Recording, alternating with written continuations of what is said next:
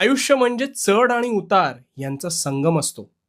तुला कधी दुःखाची झळ बसली असेल अथवा बसत असेल तर ती सोसावी लागते.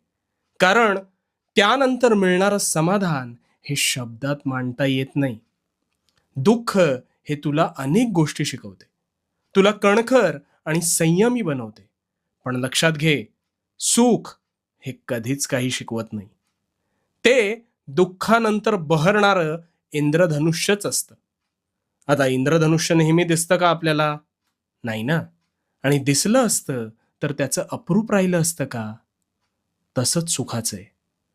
पावसात जसं इंद्रधनुष्य दुर्मिळ असतं, तसंच दुःखाच्या सावटानंतर येणारं सुख हे देखील दुर्मिळच असतं.